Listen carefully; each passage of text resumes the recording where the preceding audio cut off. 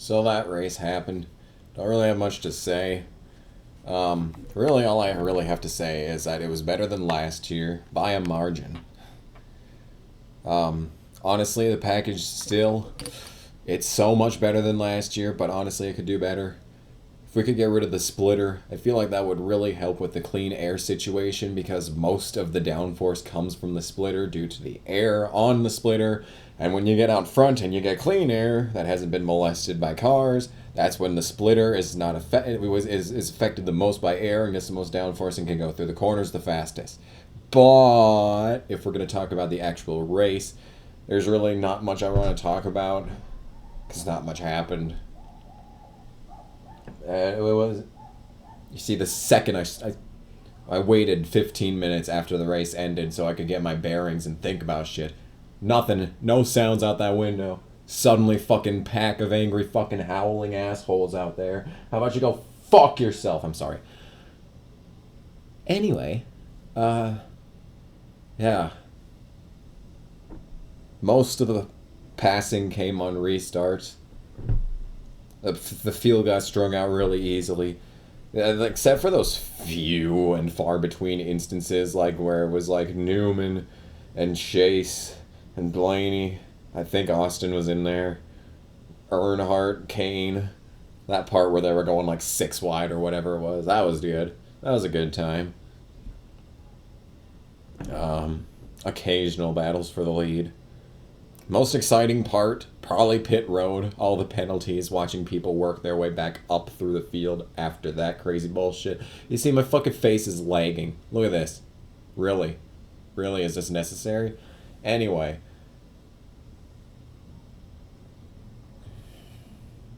This is the best my hair's looked in a long time. Yesterday it looked fucking horrendous. But anyway. Chase still has learning to do. It's really all I'm taking away from that. Casey Mears, week in and week out, has these fast-ass cars, keeps getting trapped laps down early because he can't qualify for shit.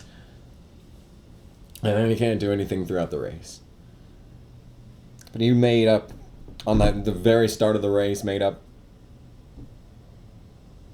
5 spots in the first 10 laps, stalled out, and then the competition caution came out and everything went downhill from there. I really hope we get more battles for the lead. Just honestly.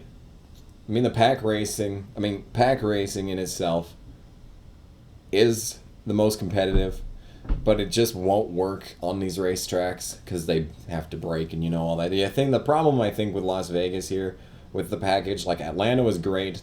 There was competition through the whole field. There was tire fall off that resulted in cars that came and went throughout the run. There really weren't any coming and going cars. There was only coming and there was only going. Truex on the end there. Couldn't do shit. Finished in 11th after restarting like 5th or something. Johnson tore shit up on that one on the end, moving up through the field. He tore shit up through the majority of the race, though, honestly. Great move by Kyle Busch there, passing 5 people in a corner and a half. Very nice stuff. That was good. We need more of that. God damn it, people. Start driving like Kyle Busch.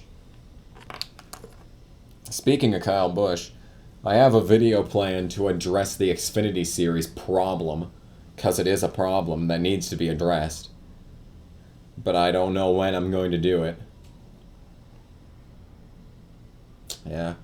But it should be fun. If you see it, you'll want to check it out. Because it's going to be... Because if you've... I really haven't done an anger video since a rage yelling one. Probably since the Alex Bowman announcement. And if you like the Caution Clock video, you will thoroughly enjoy the Xfinity Series video that I'm planning out right now. But that's really all I had to say. Xfinity Series race was absolute fucking shit, and there is absolutely no way that the Sprint Cup race could have been worse, even with the 2015 package. And thinking back now, I don't remember anything from the 2015 race. There was absolutely nothing memorable about that.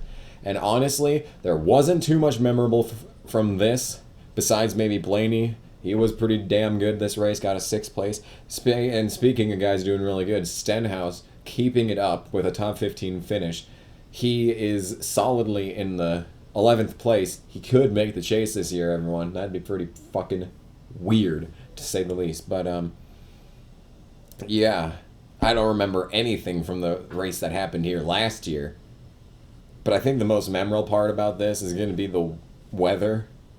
Like, whether or not this race was going to start, whether or not this race was going to end, whether or not this was like Mad Max or something with all this dirt flying around, whether or not it was going to rain, whether or not people were going to run out of gas apparently, but NASCAR made sure to take the longest caution possible. Did the same damn thing at Phoenix last year. Anyway, I'm glad that there was... It's not like I want last lap passes all the fucking time, because that's way too much to ask for, but just fucking competition for the lead. The problem with this package is that clean air is still winning. It still takes an entire fuel run or tire run for stuff to start happening up front, and getting rid of the splitter, I feel like that would be the easiest remedy. But then you'd probably have to make the spoiler bigger again. Otherwise the cars would have so little downforce. So little downforce. Yeah. So, that's really all I had to say. The video's longer than I thought it would be. I'm gonna watch the Democratic debate. That should be... Well, last night I was watching Super Saturday. Super Saturday. Yeah, so many states went last night. Anyway, Super Saturday. The presidential race was far more entertaining than the Xfinity race. I highly recommend watching that instead of the Xfinity race next week. Because, oh wow, Kyle Busch has entered. Wow, I wonder who's going to win. I wonder who's going to win. Anyway, yeah. I will save that rage for the Xfinity Series video, which don't know when it's going to be, but it should be fun. Anyway, yeah, thank you all so much for watching, I guess, and I will see you in whatever I do next. Oh, and I'm like the only person in the world that doesn't hate both Joey Logano and Brad Keselowski. I've never disliked Brad Keselowski. I don't see why anyone would dislike Brad Keselowski. Unless, like, you're still bitter about 2014. Which was like a racing incident. But let's just stop there. Can already see the dislike bar just fucking... dislike bar just took a Viagra and just grew 10 fucking size. The size of the Grinch's cock just... You know? I made a how the Grinch stole Christmas joke about dicks. I hope you're impressed.